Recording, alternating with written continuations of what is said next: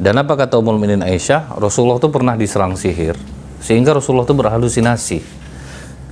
Dia mengatakan bahwa sudah mengunjungi istri-istrinya, padahal tidak.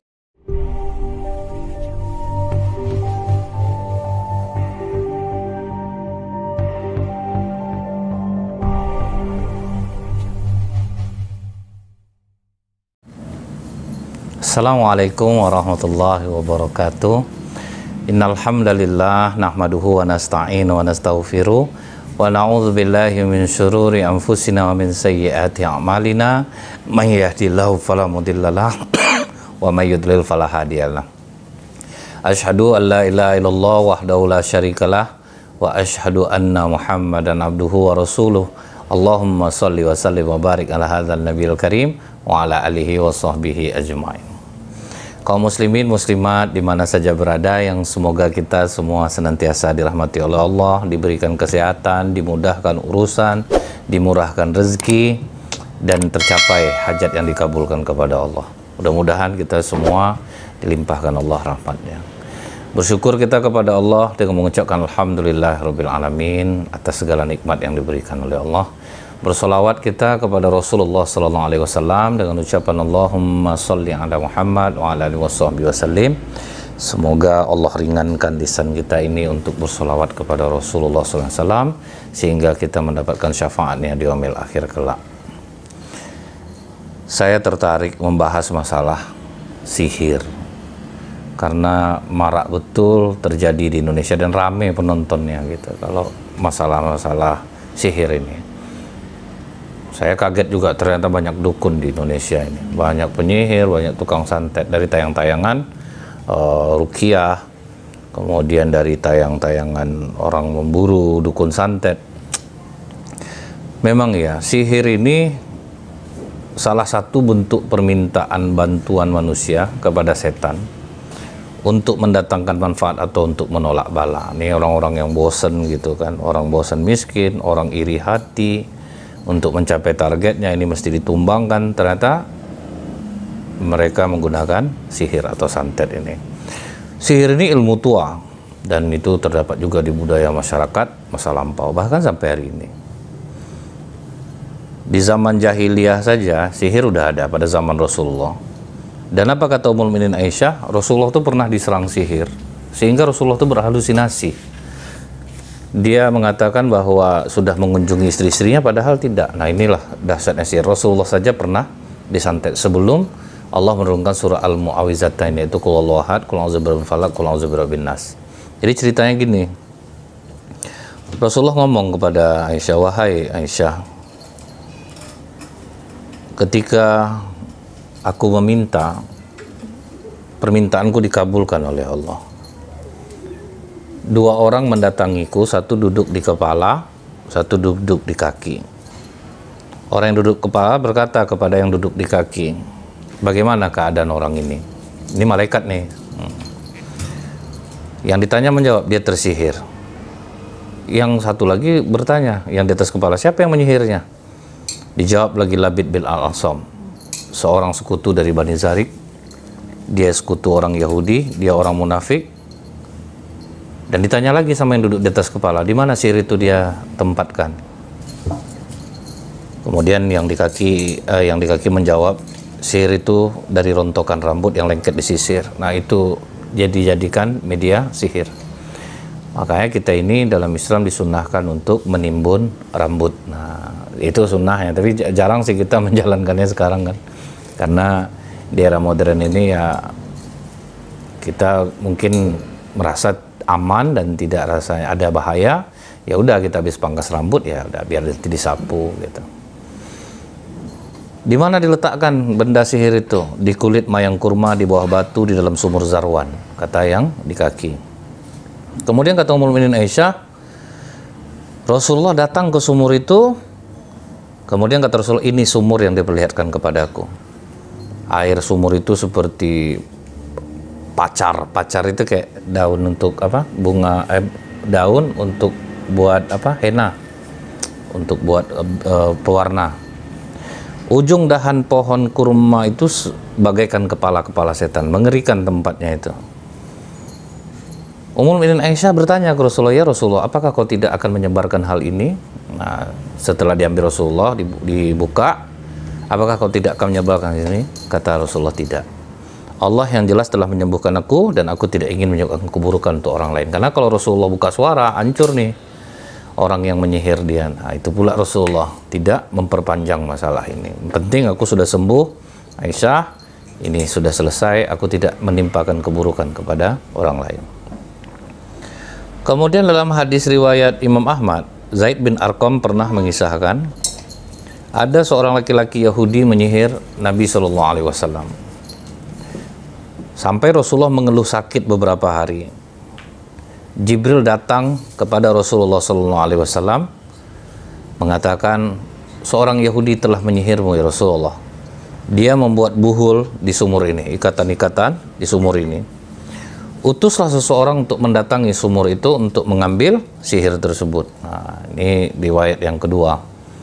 Jadi malaikat Jibril memberitahu kepada Rasulullah bahwa dia tersihir. Sihirnya itu ditempatkan di sini gitu.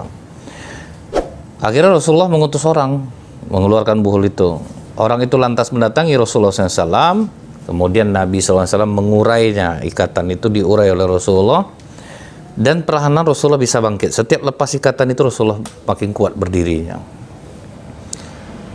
Beliau tidak mau menyebutkan kepada orang Yahudi itu, tidak pula melihatnya sampai Rasulullah meninggal dunia. Nggak mau Rasulullah perpanjang, didiamkan saja oleh Rasulullah SAW. Yang penting, aku sudah sehat, aku sudah terbebas. Bayangin aja tuh, bagaimana di zaman sekarang, orang-orang yang tidak sekuat Rasulullah SAW, tentu akan mudah mereka tersihir, akan mudah mereka tersantet. Imam Ibnu Katsir menjelaskan, Rasulullah itu pernah mendapatkan ruqyah dari Jibril untuk melepaskan diri dari segala penyakit.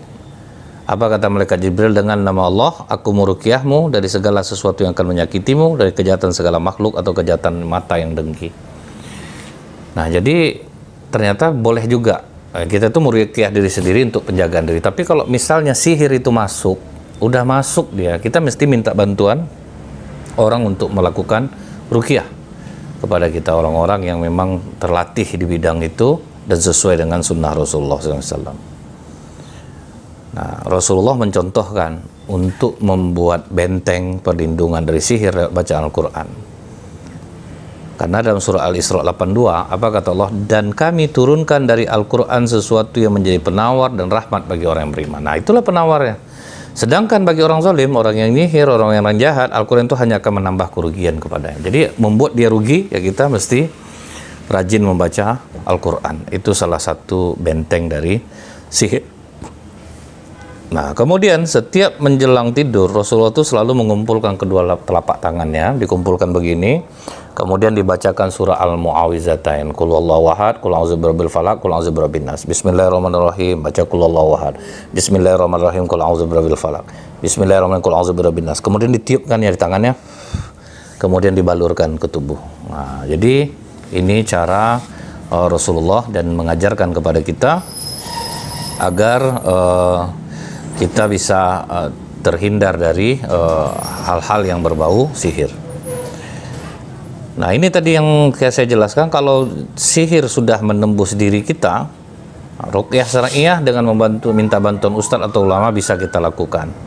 Nah, baca-bacaan itu sudah sering juga kita dengar di TV, di YouTube, bagaimana para ustadz meruqyah orang yang terkena sihir, yang tidak melenceng dari apa yang disampaikan oleh Rasulullah SAW, yang dibacanya ayat-ayat, tidak dengan semburan-semburan, tidak dengan apa namanya nih, ya pokoknya hal-hal yang aneh-aneh lah.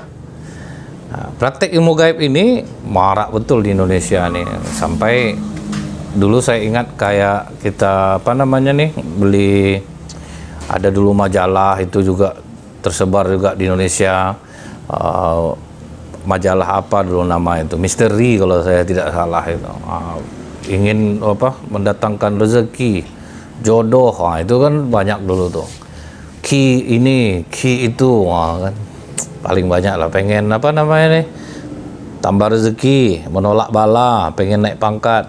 Nah, di Indonesia banyak santet, tapi jangan salah, di Arab Saudi aja yang terkenal dan lekat dengan tradisi Islam pun tidak luput dari sihir. Cuman di Saudi itu 85% yang melakukan sihir itu pendatang gitu, bukan orang tempatan, orang-orang ekspatriat. Untuk masalah santet ini pemerintah Arab Saudi tidak main-main, sampai mengucurkan dana sebanyak 2 juta real kepada Komisi untuk Promosi Kebajikan dan Pencegahan Kejahatan untuk membentuk pasukan khusus untuk memerangi pelaku ilmu sihir. Nah, satuan tugas ini dipimpin oleh Syekh Mukbil. Nah, kita kalau lihat di YouTube, Syekh Mukbil ini bagaimana mencari buhul-buhul sihir, dahsyat. Ada yang di tengah padang pasir, letaknya pakai kepala ikan tongkol, terus ditimbun di tanah pakai aluminium foil. Nah, itu makanya orang yang terkena sihir itu susah dia. Karena ini harus dapat nih. Jadi mesti tertangkap dulu orang yang nyihir itu, baru bisa dicari tahu di mana dia timbun sihir itu. Di tepian Laut Merah itu sampai disewa penyelam untuk mengambil buhul-buhul sihir yang mereka simpan di sana. Nah, dalam kurun waktu beberapa hari terakhir ini itu ada 586 orang yang telah ditahan oleh kepolisian Arab Saudi dalam masalah sihir ini. Nah, jadi kita ini harus tahu bahwa jangan kita gara-gara berburu dunia ini menghalalkan segala cara. Karena orang taat pun bisa kena ini, di sihir ini bisa kena. Dan ini memang ada gitu. Makanya kita selalu bentengi diri kita dengan membaca Al-Quran, kemudian setiap tidur membaca surah Al-Mu'awwizatain. Karena pas saya nengok YouTube kaget saya, memburu dukun santet. Wah, ternyata banyak dukun santet di Indonesia ini.